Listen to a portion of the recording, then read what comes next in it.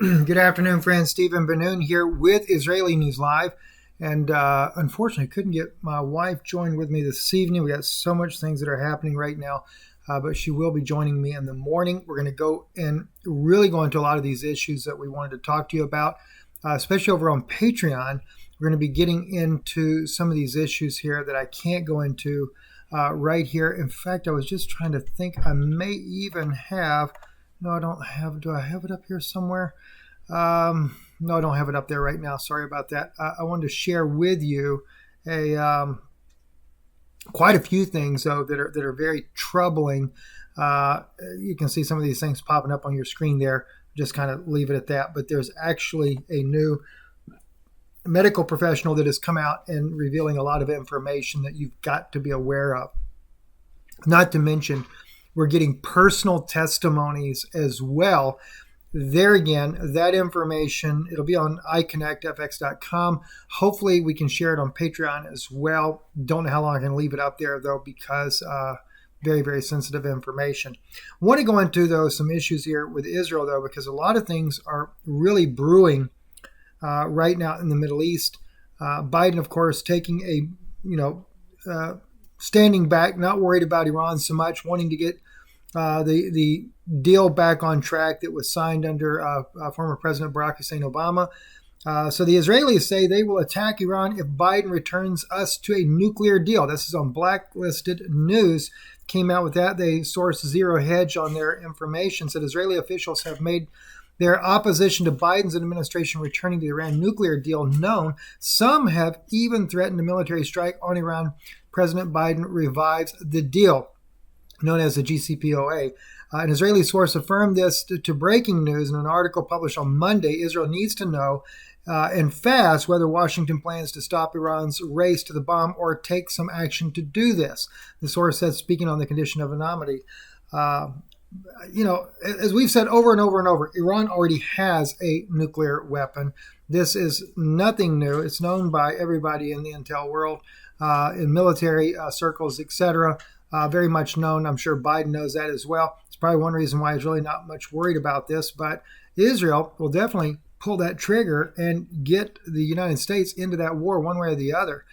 On the Stratford worldview, they say here, as the U.S. prepares to talk with Iran, Israel prepares a military option. This came out today. Israel's ratcheting up pressure on Iran, and the United States is publicly prepares for the military option against Iran's nuclear program that would risk triggering a larger regional conflict.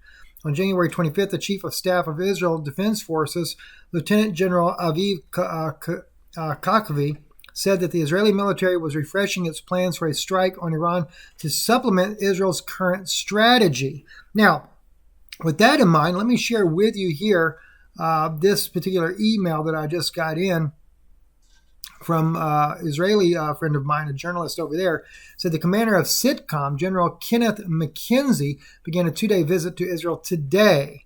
I just got this evening, by the way, out of Israel. The purpose of the visit is to strategically assess the situation with the Chief of Staff, Lieutenant Colonel Avi Kakavi, right? Along with promoting regional partnerships against emerging threats, tomorrow General McKenzie will participate in a senior panel led by the Chief of Staff and with participation of his Deputy Major General Ayal Zamir and the head of the Intelligence Division's Major General Tamir Heineman.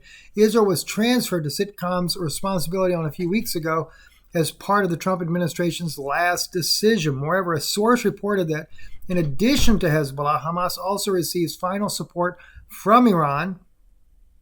And Hamas leader Mahmoud al-Zahar has confirmed that he has previously received a $22 million suitcase from Qasem Soleimani, the assassinated Iran general. Beyond that, Iran's foreign minister Mohammad Javad Zarif confirmed that his country funds militias that are loyal to the Iranian principles in the region and explains this is part of the foreign ministry's spending policy in addition to the delegation of senior Taliban leaders led by Mullah Baradar. Okhan landed in Tehran 2 days ago for a meeting with foreign minister. So you got to keep in mind, though, these generals that are meeting with Israel, of course, were all loyal to President Trump. And so it's kind of going to be interesting to see in which direction this ends up going. Also, my same Israeli source friend there I don't have it up here to share with you. Sorry about that. I thought I had it up here already. Was sharing with me how that Russia has been working around Dara in the southern region there of Syria there, trying to reopen the border crossing with Jordanian, trying to really help get the country kickstarted again. But that could all crumble apart, especially if Israel pushes this war with Iran. Strive to Survive, our good friends there, sent us a lot of information today. Really want to give them a special appreciation for that. This one here, for example, Israel orders preparation of plans for a possible attack against Iran. And this is where the Israeli commander speaks about that. So I'll play that for you just a little bit here.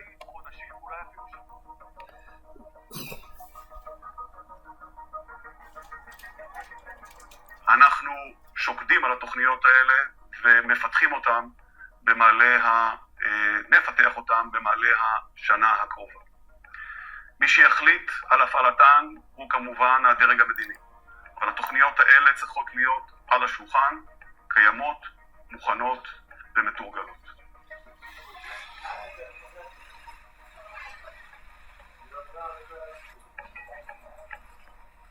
או אפילו אם יהיה זה הסכם דומה עם מספר שיפורים, היא דבר רע ולא נכון.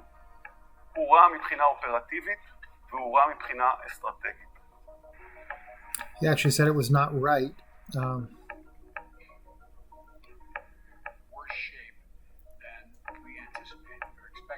One whole year we waited and listened. The Europeans made promises which they either couldn't or wouldn't deliver on. We then began putting aside some of our commitments, and if they rejoin the deal, we'll do so as well. And for an entire year, we kept going forward. President Rouhani speaking here. We've always said, as soon as you return to the deal, we'll return to full compliance the next hour. And that doesn't mean we're going to show it in the future. So anyway, as you can see, there's a lot of commitment there to war on Israel's part there and pushing a war with Iran. And Biden certainly not so much worried about that at this point there. And as well, though, what's also interesting when we begin to look at this here is that Russia also and Iran are flaunting strategic ties as they face new U.S. policies under Biden. So that partnership will strengthen under Biden. And of course, maybe there won't be a war with Iran, which we certainly do not support a war with Iran in the first place. In our opinion there, it's not going to help the Middle East region at all. It's only going to destabilize it even more. Of course, and again, when it comes to Joe Biden, he's doing enough destabilizing of the United States with his own policies. So either way, at the end of the day, it's a good thing that it wouldn't be a war with Iran, but don't have no fears. There is a lot of talk of war coming to our own nation, and it is not going to look good. From some of the information I was receiving today, as I did a little briefing here, is that it is anticipated that Israel, though, will go to war with Iran by the summer at the very latest, even if the United States does not act on that, on backing Israel in that war. That's something also from Israeli intelligence I've heard before as well. Israel will not play games. They will go and take Iran out if that's what it ends up being at the end of the day. So anyway, Israel also has a wish list for the new Iran deal. They say stop enrichments before missiles. Another Israel priority, anywhere, anytime, inspections of Iran's nuclear sites as opposed to Tehran being forewarned, as the deal currently requires.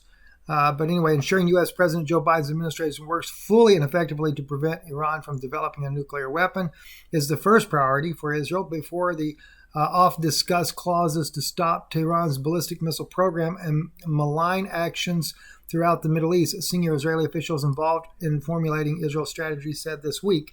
You have to understand one of the reasons why Israel is really concerned about this ballistic missile program of Iran is because Israel's own David Sling has a very, very, very difficult time in shooting down those missiles. So that's one of the reasons why that's a big problem.